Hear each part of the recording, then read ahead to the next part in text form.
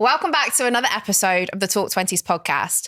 Ever wondered what you'd do if you were diagnosed with cancer tomorrow? Well, today's guest, Suhit Amin, received that difficult news at just 16 years of age. And instead of letting his diagnosis bring him down, he channeled his ambitions to become a successful entrepreneur.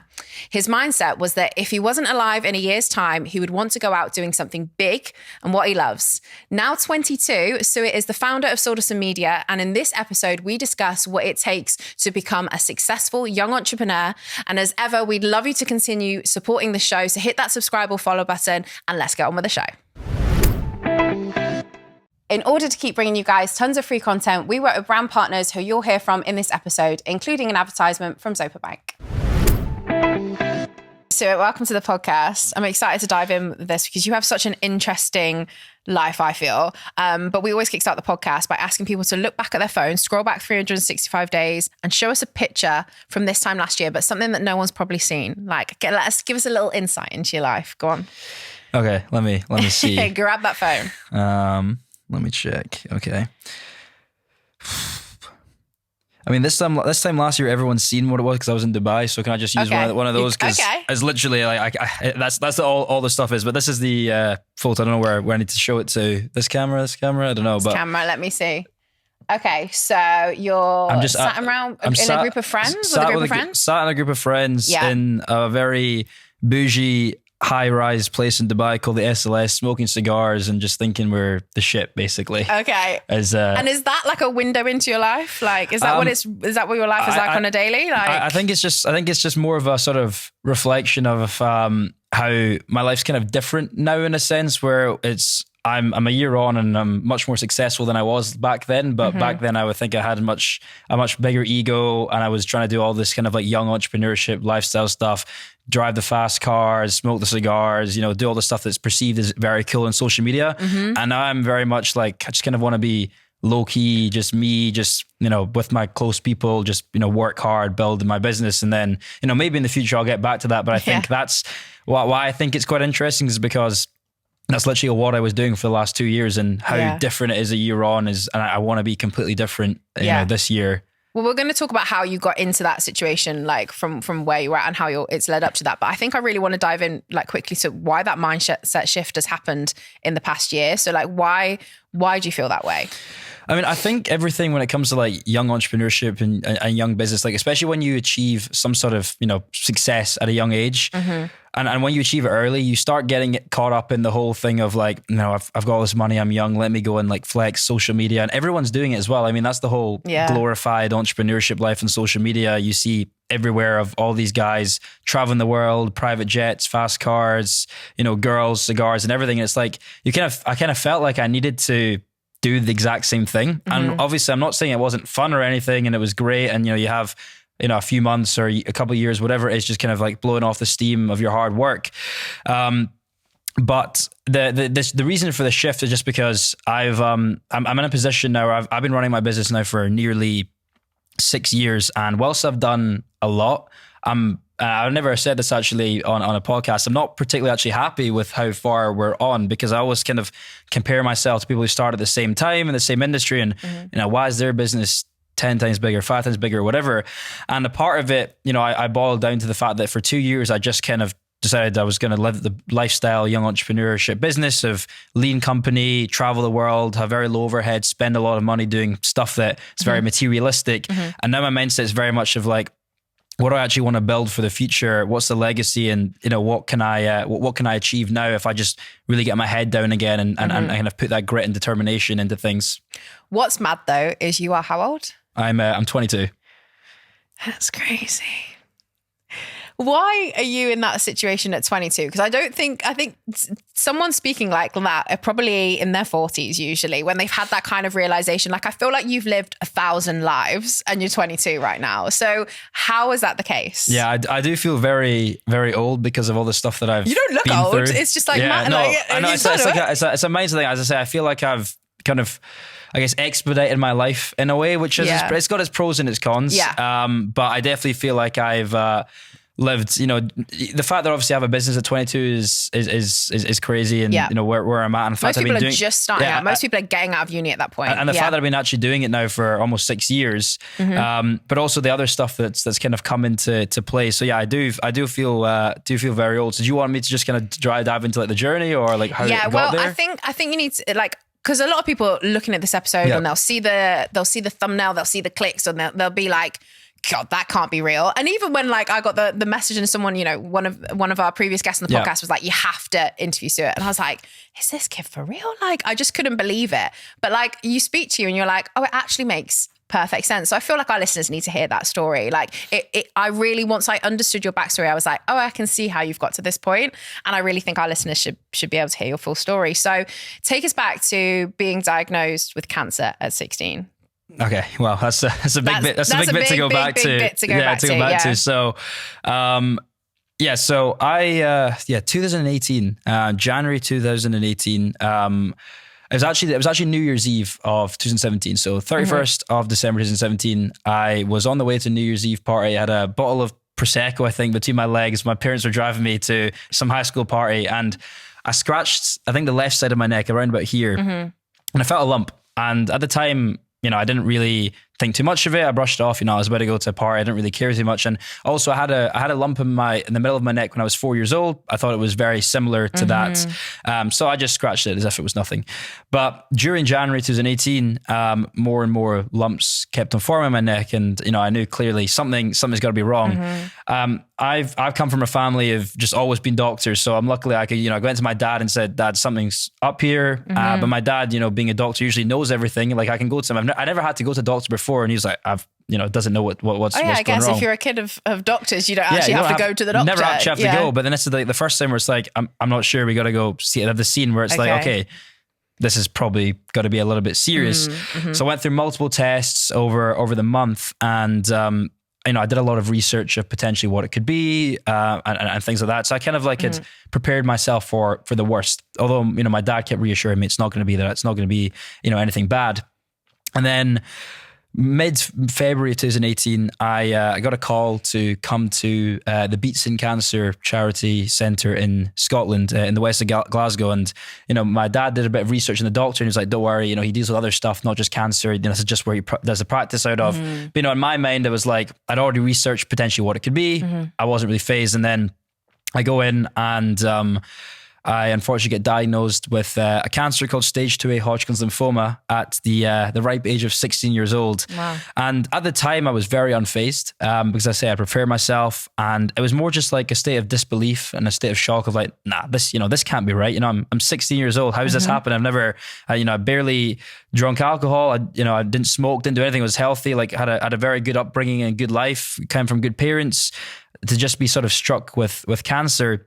And, I went home that same day, and I think then I was having a shower and it all just hit me there at once. I just burst out in tears. Like, how has this happened to someone that's super young? But I guess how that translates into businesses. I'd previous to this, like for the 3 years before that, I was like a little gamer nerd online. I was playing Minecraft, FIFA, all of that stuff, and doing YouTube. And as a lot of 13-year-olds do. I'm sure there's loads of listeners of the podcast that have been like, I was doing that in my teens. That's literally all I did. I came home from school and I played Minecraft, played FIFA, and I uploaded it to YouTube because I wanted to be that next big thing on YouTube. I idolized all these content creators of like, they're making this money just gaming, really. And I was like, this is incredible. A quick note from our sponsors, Zopa Bank, home of the Smart Saver. I don't know about you, but I'm getting FOMO from seeing everyone have the best time at festivals, seeing their favourite artists. So I'm getting ahead for next year. I'm trying to put a bit of fun into my savings by creating a savings pot in my Zopa Bank Smart Saver and titling it with one of my dream artists that I want to see. Then whenever I hear one of their songs playing, I add £1 to the pot. This time next year, I should hopefully have enough to go and see them live. You can get started with a Zopa Smart Saver with just £1. You must be aware that the longest notice period for a boosted interest pot is 95 days in exchange for the highest rate. Interest is paid monthly and is subject to variation.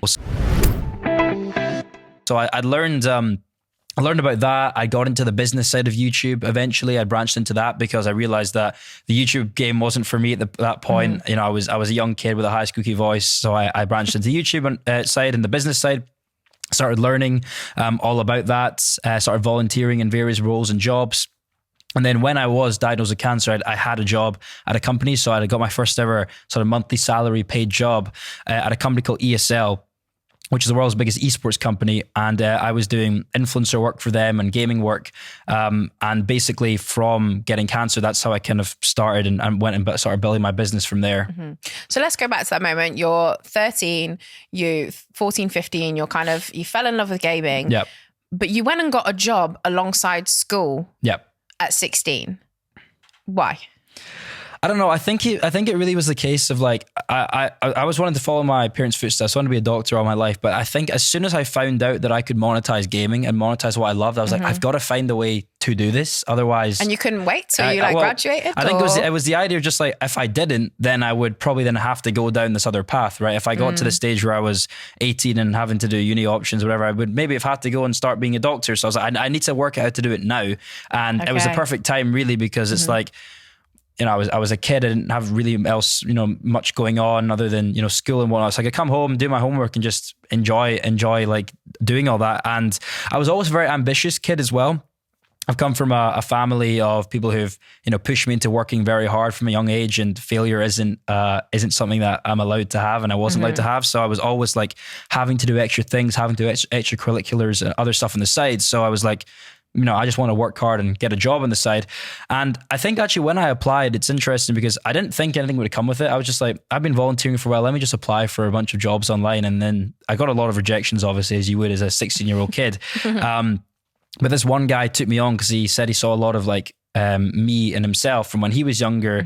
And it was just like, the idea was just really I could do it alongside school. I was doing something I loved and I was getting paid for it. So it was a win-win really for me. And I was learning a skill as well at the time and, getting ahead of my peers. And that was always a big thing for me, was like being the best and being ambitious and being sort of above everyone else in that kind of regard. Well, I'm guessing like at 16, I was like pulling pints behind a bar and like serving as a waitress in a restaurant. Like, I guess it's not really different than having a Saturday job, except you're working for like one of the biggest companies, like in what you enjoy doing in the world, really. Yeah, it's the same sort of thing, really. Yeah. It's like, you learn different skills doing different things, different right? Skills. Like obviously, but I think you learn a lot of good skills doing that. And I always do recommend to younger people, like go and just get a job, whatever it is, because you learn like how to work hard, how to deal with other people. You learn social skills, you learn confidence. So I think it is an important thing, regardless of like whether it's sitting on your laptop, dealing with influencers and gamers with a company that's based in Germany and talking to all these older people and learning from them, or you say pulling pints or doing a paper round, you learn a bunch of skills. And I think it is very valuable as a young person to get that extra skill set on the side. For someone who has started like I guess more of a corporate career younger, like how did you get people to take you seriously when you were the youngest probably person in the room? When I was younger, I used to lie about my age and about who I was as well. So it's interesting. No, I wouldn't now. But I used to operate under a person's name called Saul Anderson. So that's where the name of my company comes from, Salderson. I merged the two names. But I used to pretend that I was a couple of years older and I was this kid called Saul Anderson.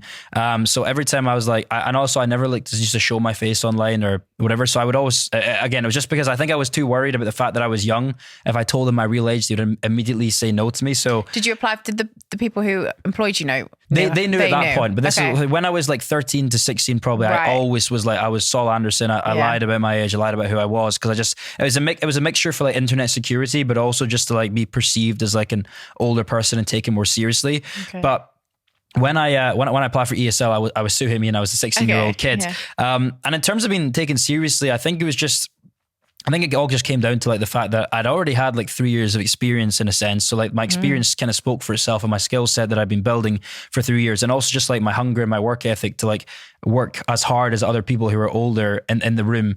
So I didn't really have all that many problems with it when I turned 16. When I was younger, I definitely did, which is why I kind of lied about it from there. But I think when you are younger, you fear that you might have those problems, which is why I covered it up. But I think if you're willing to just work really hard and put in the hours and prove yourself and prove your value, it doesn't matter what age you are, right? If you can provide value to someone, I don't care if the person's 40 or 16 or 30, whatever it is. If they're providing value and clearly wanting to work hard and do well and build and is an ambitious person, I don't think it should matter. No, I completely agree. I do think like a lot of young people like come to us and they say like, oh, like, you know, I really want to grow. I'm so ambitious. Like I really want to do all these things. But like people just underestimate me because I'm young or because I'm fresh out of uni or because I've done all these things. And I think there's so much potential in young people, so many creative ideas, so many different ways in looking at things. And actually we've kind of all grown up just teaching ourselves how to do stuff through watching YouTube, through learning on Google. And like, I do think there's something to be said for that, like for sure that like, yeah. Yeah. I mean, we're in this digital era where it's like anyone of any age, they can pick up a laptop and go and build skills and learn. Yeah. Obviously, make money. Exactly. Yeah. Take it back like 50 years ago, right? Maybe a 15, 16, 17-year-old kid maybe could be underestimated, right? Because it's harder for them to learn skills at that point. But now you can literally go and buy a course, watch even free content and just learn and build skills and make money. And so I don't think there necessarily is that same stigma as much anymore because, you know, they're some of the most talented people are the youngest people because they are very 100%. Innovative, creative, they've self-taught, they've learned themselves. And that actually shows that they are truly ambitious and probably want to work harder than others. Absolutely. So going back to the cancer diagnosis, obviously a huge hit for you, but like, how did that reshape your mindset? You were obviously working at this company at that moment in time, whilst being at school, just told that you've got cancer. Yeah, it was very tough to begin with. And as I say, I didn't want to believe it for a while, but things started going. But it was the biggest perspective shift. One of the two life-changing experiences I think I've had in my entire life that have really sort of altered the direction. The first one of the two. And it really just was the idea for me was like, I might die. Was basically what I had. So like, I might die. I might not be here in a year's time, 5 years time, whatever. And since discovering online business and online gaming and trying to make money, I always like been, as I say, I'm really ambitious. I always want to be the best. I always want to make something for myself, be known, have a little bit of clout and status and whatever. So I was like, I need to do this now because if I die, I've got to do something if I want to leave some sort of legacy. So that was a big perspective shift. That was like, I got to channel my ambitions, follow my dreams, just take action right away and do something now.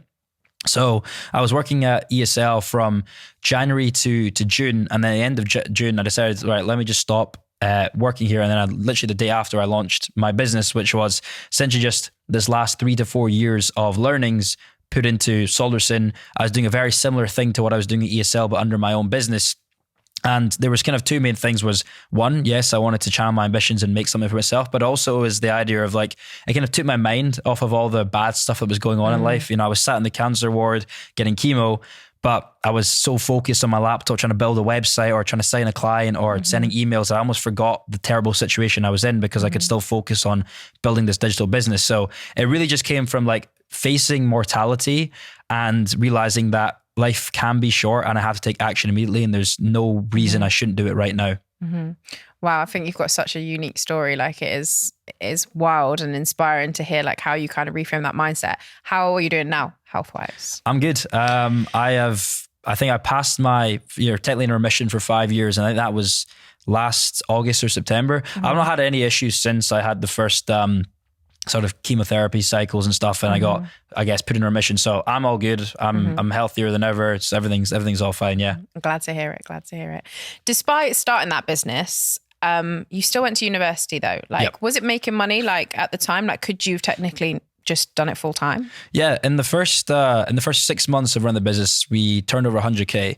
And that was when I was in my 6th year of high school. So yeah, it was 6th year of high school, turned over 100K. So the business was making money and it was only me as well. So I didn't really have any costs. So everything was just profit to me. But I think there was a couple of reasons that I still went to university. One was just the fact that like, it was super new, the whole business world to me. Like I still wasn't 100% confident in myself, didn't know if I could do it. So it's like, I want to have that backup plan. Secondly, it was almost just like, I kind of like to fulfill a sort of thing that I needed to do for my family and my parents and tradition of like, everyone in my family like went to university, they did well. We're always been academic. My brother was really intelligent. My parents are very intelligent. We're all very academic. So to do that. And then also I'd never like lived alone. I never kind of had any of those like independent skills, and I wanted to like go and have that experience and learn how to be independent and have a bit of that uni experience. So I still went to university. I dropped out actually after 3 years. In Scotland, you do 4 years. So I dropped out after 3 years. But I definitely enjoyed it, and it was I'm very glad I went to it and did it. So yeah, I still did it. And what was your business making whilst you were at university? So I'd say the first year, I think we did 250K. And then I think we grew like 100% year on year. And then by the time I dropped out, I think we'd done like over $1 million in 1 year. And then I left after my third year in university. I think we did like maybe 1.1 million, I think, like after my third year of uni. And that was when you decided, I'm not going to go to, it's worth not going to university. Yeah, that was when I decided. It was like the ROI and the potential, like something's going to suffer here, because I was going to my fourth year. That's the year that you got to do your dissertation. Things get really serious to go and get your first or your 2-1, whatever you want to get. And I was like, something will have to suffer, and it's going to either be uni or business. And I didn't want, I didn't want to do badly in uni necessarily, and I also didn't want business to suffer. So after 3 years in Scotland, you can leave with a sort of like a lesser degree. So I just went and left with like a normal degree with a distinction. And I think uni had served its kind of place for me at that point. Met a lot of really good people, learned a lot of good skills, had a really good time, and then I was able just to go and focus full time on the company. A lot of people who have become entrepreneurs, especially young entrepreneurs, will say don't bother going to university. But you're the opposite. Why? Yeah, it's super interesting. I always say this. Is like, I am very like, everyone that I see doing this online make money content is like, don't go into university, drop out, buy my course, whatever. And one, it's to feed their narrative of, purchasing their online community and course, right? So that's one reason for it. And then two, obviously, like, you probably know yourself, university isn't a place where you're going to learn, entrepreneurship skills, because that's something that you have to hone yourself and skills you have to build. So it's not necessarily something that, you're not going to go there and become, the next Jeff Bezos or Bill Gates or whatever, because, you don't learn how to build a business at university. You learn how to be academic and whatnot. But why I think was great for me, why I always think it's good, is because I think a lot of people are like, go into things without having some sort of, fallback option. And I think it's a great fallback option to have. You do still learn a lot of skills. You meet a lot of good people. You learn those general independence skills as well. And I think if you don't, if you're not sure on what you want to do, and people go to university because they're not sure what they want to do, I think that's necessarily not the best thing. But if you're very sure in what you want to do, you have to go to university for some things. A lot of the best careers and roles and stuff come out of university. And also, if you look at like the top entrepreneurs, the ones who are super wealthy and rich, vast majority of them did go to university. So it's only really like this recent young narrative of people saying not to. And I think there's definitely a reason for people not to in some cases, but I still think, you shouldn't force it down someone's throat to not go to. If you really think you want to go and you want to build different skills and you want to be academic and you want to kind of go a traditional path, then do it. Go for it. I know it's probably really hard to sum this up and like in like a sentence or maybe a few different points, but why do you think you have been so successful at 22? For me, it's like, I think I'm just willing to put the work in that other people won't put the work, what people won't do. Like I kind of have this thing where it's like, I'll just do whatever it takes to like achieve and be successful. I think a lot of the issue, and especially with like quite a lot of younger people, I feel, is that a lot of people don't really want to work hard. A lot of people just kind of like want to skirt across the line, do the bare minimum, collect the paycheck or whatever. And that's fine. That works for some people. But if you want to be very successful, you have to make the sacrifice and put the long hours in, put the work in, and just do whatever it takes. And that is simply the fact. I think is one of the things that is reason for my success, is that I just work extremely hard and I outwork other people, and I will work morning to night and do whatever needs to be done to make it. Really, I refuse to like not let myself. So how many hours a day are you working really? Right now, I wake up at 8, start working at 9:30, and stop working at 11:30 p.m.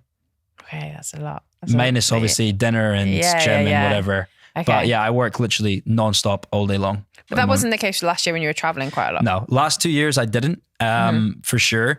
But I think again, like it's like different like cyclical parts of life. And like, that's why I think that, maybe business didn't grow as much as I wanted to do over the last couple of years, because I was, enjoying myself and whatever. But I think if you really want to scale to certain levels in your life, you have to have those periods where you just sit and focus. And when I first started the business, all I did was sit there, focus and work, and I got myself to a certain level. Then I let off the gas for a little bit, and now I want to take it to a whole different level. So now I have to make those sacrifices again and just put the work in and do what needs to be done. Do you kind of think about it in like little sprints sort of thing? Like, I guess sprint, head focus, head down, and then you get to look up and kind of enjoy it, and then sprint focus, head down, and then enjoy it. I think that's a good way to do it. It's like where you get a lot of work done, and more work than the majority people in the world will get done in a certain period of time, and then you can lay off the gas for a little bit and enjoy reap the rewards. Yeah, it's a bit because I think the one thing that's difficult about going, oh, I worked this much, is that like you got to enjoy life as well at the same time. And I know you'll probably say an element of work is stuff that you enjoy, and that is actually what brings you joy, which is great. But at the same time, like, do you think that we have a problem with like hustle culture as young people as well? I mean, I'm very much for the whole hustle culture personally. I'm pretty big for it, where it's like, I think that you need to, but I don't think it's to the point where it's like you hustle so hard where you like that's the only thing that should matter in life, and you put that above everything else. You don't have any time off. You don't have any time with family, and you also almost work yourself to death. Like that's an issue. I think like what I see hustle culture is like, if you want to succeed, you have to hustle for a certain period of time, otherwise you will never. And it's like, you can't just do it for a day, for a week. You got to put a consistent amount of time. The only way to see success and grow is like inputs over a long enough period of time. Like that's really how it is, and continual improvement over a long enough period of time. So I'm personally like team hustle culture, but it's less like, I don't want to force it down people's throats. If they don't want to, that's fine. But I don't think people should, if I want to do it, I don't think people should be like, oh, that's so bad that you're promoting in that way. It's like, that works for me. I love working. Like I get a lot of pleasure from like, closing deals, signing new clients, speaking to people, seeing success in business. And then if I want to lay off the gas, then I will, I'll take some time off or whatever, or I'll go have my couple of years like I did the last few years where I, travel and whatever. Obviously still was working, but now it's like, I gotta be serious again. Doing what you do, you meet a lot of like young entrepreneurs and other people who are trying to do similar things to you. What's the biggest mistakes you see them making that you're like, oh, I wish I could help you do that? Or from anyone who asks you questions on social media about trying to do something like you, what's the biggest mistakes you see people coming across? I think a lot of people just like have self-limiting beliefs is what I see a lot. Like I have a lot of like young people that reach out to me specifically because I used to have this young entrepreneurs community called SXR that I used to run a couple of years ago. And then I just obviously have my YouTube now. And a lot of people reach out to me and they're like, they just don't think they can do it.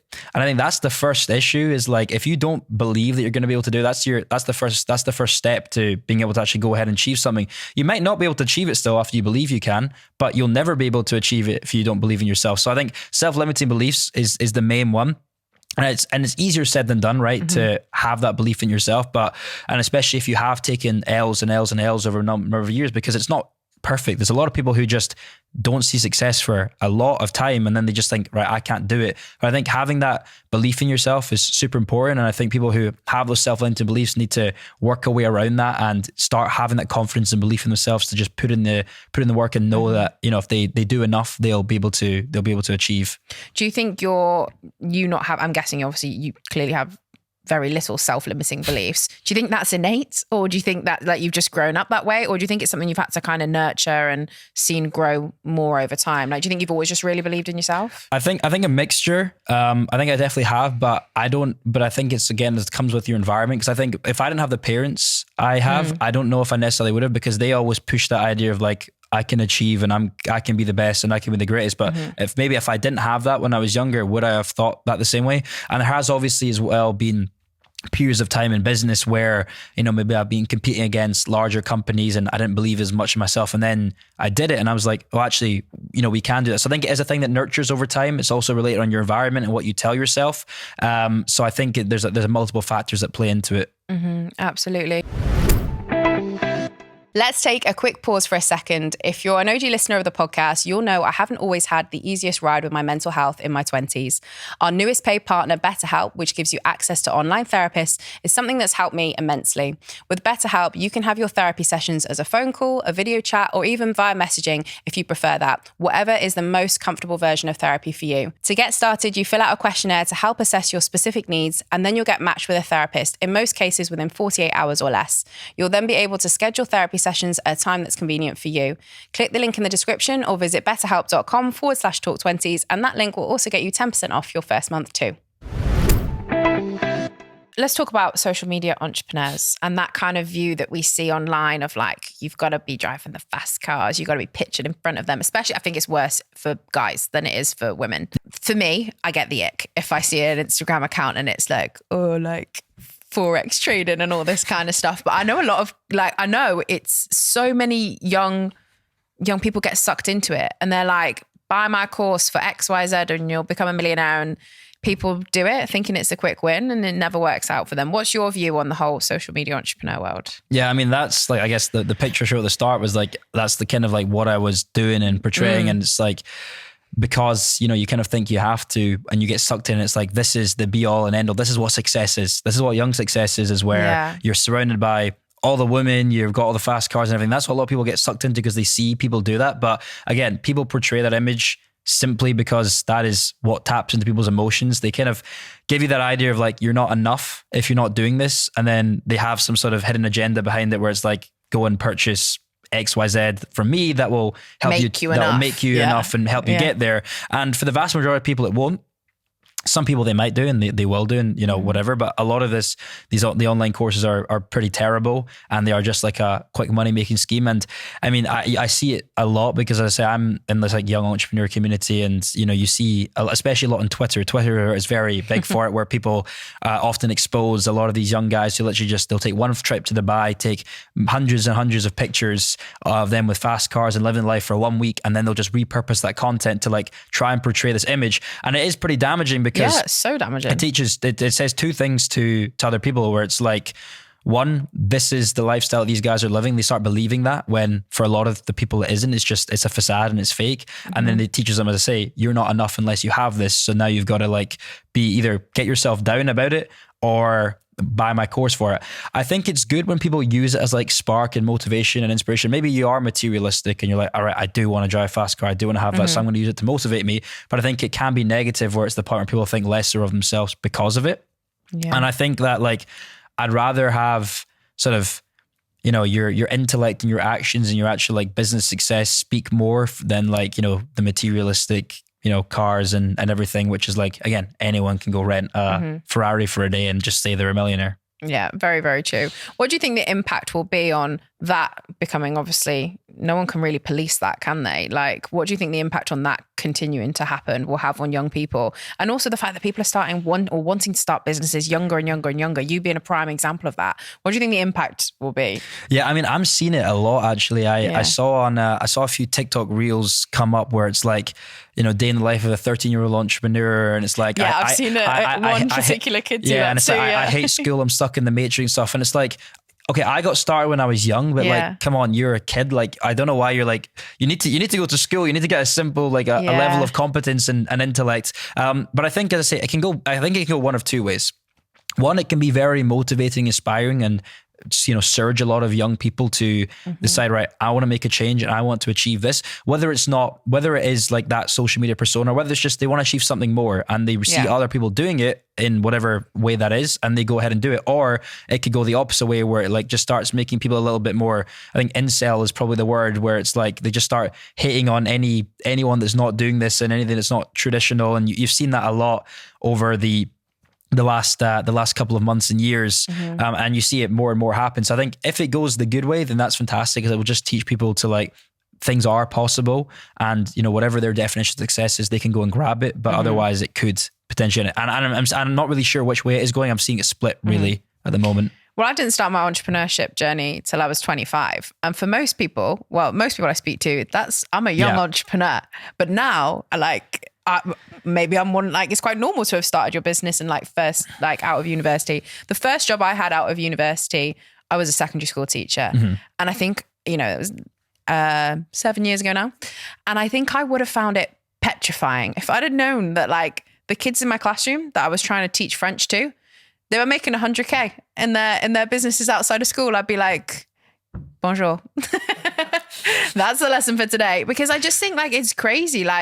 If kids are going to school and and they're doing stuff outside of school, which is essentially what you were doing. Like, that's mental from a teacher's perspective. Yeah, I actually remember my business teacher once held me back after class because I got 97% on the business test. And then she was like, in a jokey way, like, what happened to the other 3%? Like, you run a successful business. But it's like, it's almost a bit like, yeah, a bit bonkers. But that I also must have been like crazy for her though. Yeah, but I also think it's like it could be pretty negative to, I guess, the whole respect factor, because I've seen this happen a lot. Yeah. I've seen a lot of social media videos where it's like people just getting that ego because they're like, oh, I'm making more than my teachers. Why I got to listen to them and stuff like that. And it's like and the issue is, I think getting success and money too quickly has more negatives than I think it does positives. I think if you are someone who has been in it for a very long period of time and you've worked very hard and you've built it, you've earned it. You've also built the skills. Like, if you look at it, if you were to go back, 100 years ago, 50 years ago, whatever it was, for you to become very successful and earn money, you've had to do it for a very long time and build a lot of skills.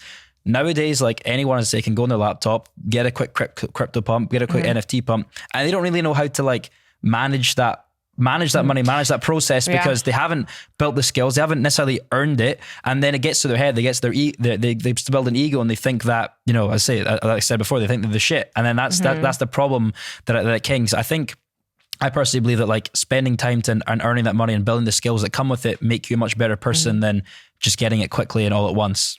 I guess like the only real examples of when this used to be the case was like with footballers. Yeah. Like, so that used to be the way that this could happen. Like, it would be like, oh my God, he's played football all his life when he was young, and then he got signed by Liverpool and Man United, and it's like, not Man United anymore, Man City, and like, oh my God, he's made it. Like, I used to be a Man United fan. Okay. But we're Liverpool over here. You're in Liverpool. I used to. Who do you support now? I don't watch football anymore. But when I was very much into it. Yeah.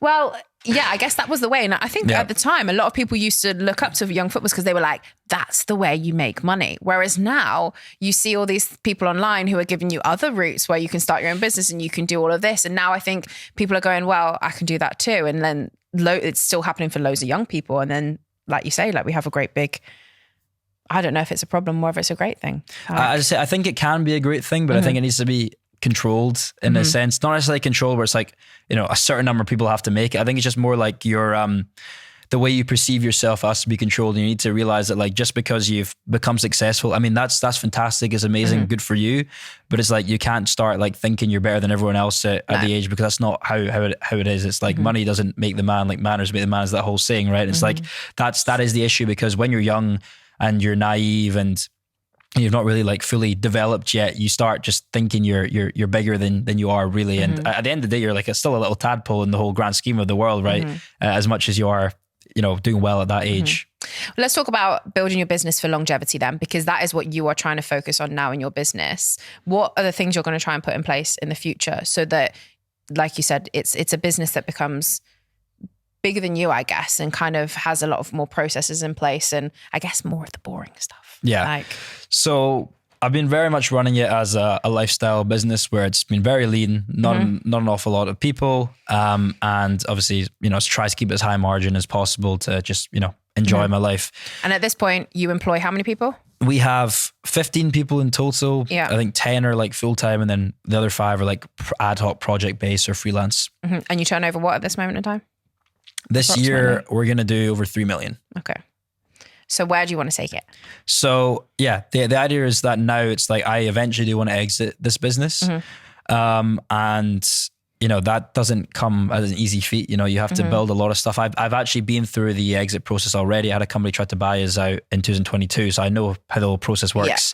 And there's a lot that goes into it. So, for me now, it's very much taking that to that next level and putting that effort in to get it to, 20, 30, 40 plus people business to eventually then exit it for the goal is 8 figures and sort of profit there. So for me now, it's putting into place like a good management team and a good board in a sense. So now I have like a non-executive director who I meet with a few times a month, and we have board meetings.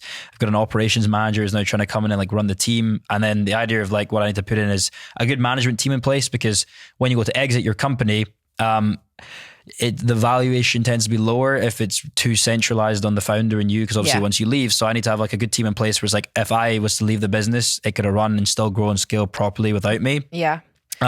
branching into different markets. But a lot of it is just very much like the systems and processes that you need to scale and maintain that many people, and also then that many clients and growth. And yeah, building that sort of management team. And then also just like being very boring on the numbers as well, and scale and bringing like the expenses back. Like I've literally set out and mapped out like the numbers and how they have to look for the next 6 years with my non-exec director, and like budgeted it to like the pence. Obviously things don't always happen like that, but like how much EBITDA we have to achieve every single year in terms of a growth percentage to then hit that exit point. So it's all very annoying and boring. It's like, you know, you want to do things and you want to, you know, spend here, whatever, but it's now I'm being very, very strict to what I want to achieve, because that's the end goal, is to sell this business and then start something else. And how, obviously there's so many new things you have to learn like every single day. How do you continually take on all the new skills, and kind of, you know, there's going to be stuff that you just don't know. So what? So I think it comes from a mixture of three places. One is then hiring specialist people to do, who are better than you at that role, to just do that role for you. Like I don't know anything about setting up processes, systems, operations, you know, project management systems. Like I could learn it, but it's probably makes more sense to bring in a specialist who knows what they're doing and they can set up and manage that, right? So bring in specialists. Then two, buying the information from people who are kind of where I want to be and get to. So let's say I've got this non-executive director now. We pay him a retainer every month, and he's exited a digital marketing company for 27 million back, you know, 3 or 4 years ago. And now he's basically just like show me like all the boring like corporate stuff that needs to be done to get there. So like kind of, and I'm learning new stuff all the time and every single day, but it's like, I wouldn't know that. And I would probably have to like discover it myself, but I've just, as I say, buying the information from him. And then also I think just like reading, you know, kind of learning online, watching YouTube videos, like the usual stuff. Like I read different books. So right now I'm reading a sales book to improve like our sales and pitching process.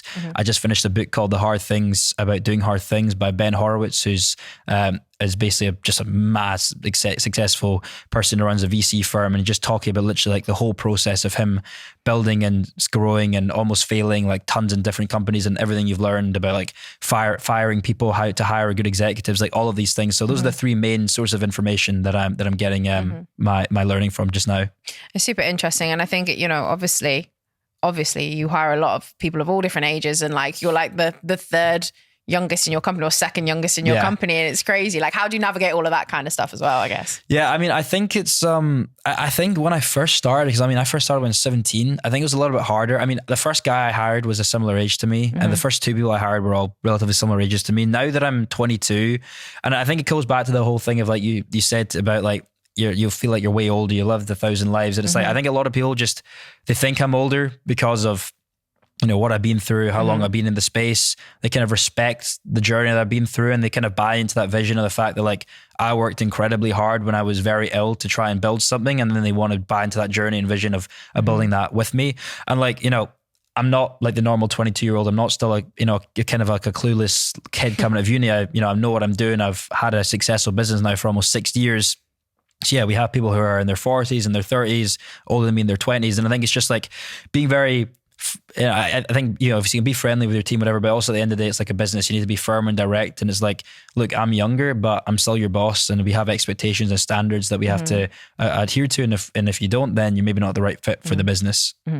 100%. You have your head screwed on. Like I'd want to work for you. So one of the things we love talking about on the podcast is our biggest adulting failures, the things that we look back on and we think, I really messed up there. I wish I could go back and do that again. Or I wish I learned such a big lesson from making that mistake. For you, what's the one thing that sticks out that you're thinking, I really wish I hadn't done that, or if I could go back? I know obviously, you know, we look back at it now and we're like, that was meant to happen, so X, Y, Z. But realistically, if you could look back and go, I had a really big fail there.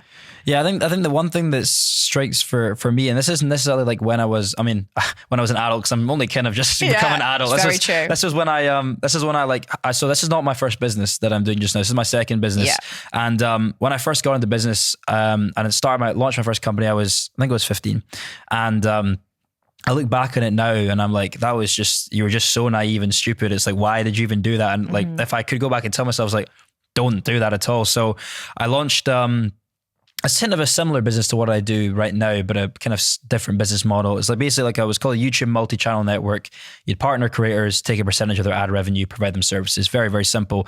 I was 15 and I had been learning it a lot, and I made a bunch of friends online gaming, and I played with a bunch of people online that I never met, didn't really know anything about them, right? You just know their online persona. And again, like I was lying about who I was back then. I was Saul Anderson, 2 years older. So, you know, what could they have been? And I think I almost was really naive and started trusting this guy who was older a lot more.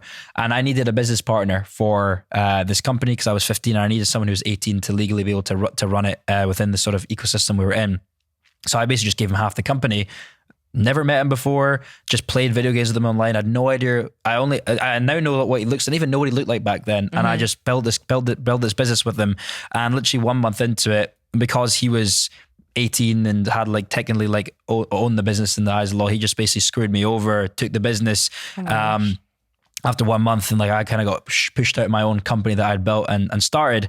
And as I say, in hindsight, I'm like, I'm glad it happened. I learned the lesson. I didn't do that with my current company, but it's like looking back, it's like that's so stupid. Like anyone would know not to just give half of your business to a random guy you met on the internet who I didn't know his real name at the time. I called him Alpha. Like I didn't know his name. Like that was his gamer tag was Alpha, and I didn't know his name. Now I know his name, but like, what's he doing now? He's not really doing an awful lot. Funnily enough, he like reached out to me back on Twitter a year or so ago and like asked me for like a job to like work in the business and stuff, which is crazy. But like, you know what? He's doing all right on TikTok. His TikTok's got like 180,000 followers and stuff, but like he's not really, because obviously having a big TikTok doesn't necessarily mean you're monetizing or making anything of it. He's just not really doing an awful lot, but which is a shame. But it was just super, super interesting. Well, your story is really interesting. And I think one of the things we really like to put out on the podcast is that despite anyone listening right now, like we are all not perfect. Like anyone who sat on that sofa, they've got flaws. It sounds like obviously everything you've done is amazing, but everyone is working on getting better at something. Yeah. For you, what's that one thing that you're trying to work on getting better at in your life at this moment in time? I think the one thing, and it's really irrelevant to business. I think it's for me, it's more just kind of like spending quality time with people because obviously last couple of years I've been traveling a lot. There wasn't really spending quality time with like close people close to me, like family, girlfriend, all that stuff. And now all I do right now, as I say, is just work. So it's like trying to like be better and learn better of like, being there for my family, spending time with them because, like my grandparents, for example, like, their grandkids are like their whole world. And it's like, but I'm so caught up in business and like my girlfriend, like I talk to her, but like I don't really see her as much as I would want to because I'm always working and things like that. So it's like just trying to get better about sort of time management out of business and, making enough time with the people that are close to you and love you, because at the end of the day, building a business, making a ton of money at 22 is great, but that's what's really important. So I'm really trying to get better at that.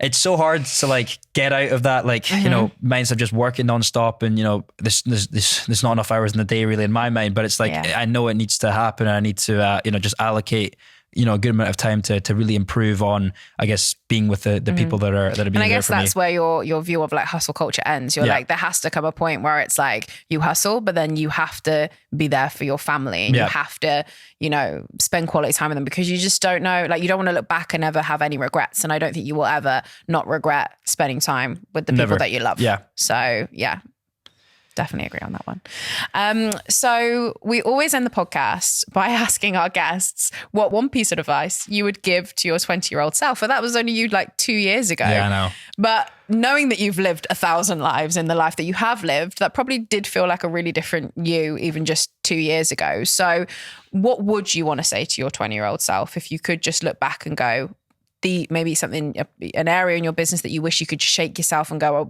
look at this? Or what would you want to say to you at 20? I would say I wish I'd discovered the whole concept of leverage earlier. And the whole idea in that is like doing the same input to get a higher output ultimately. And I think I wasn't really at that point.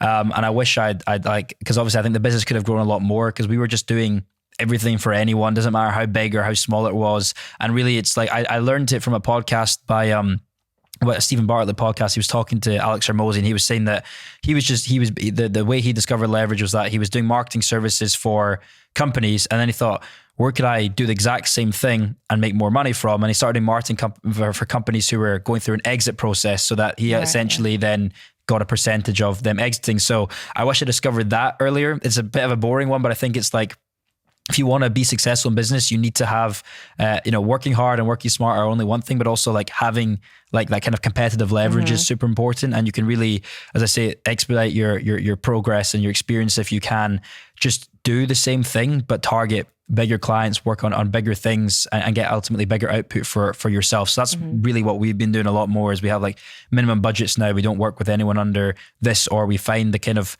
I guess, clients that are going to be good to work with and we can extract more out of, and ultimately more for them as well and higher value. And then that ultimately just expands the business and enterprise value a lot more for us.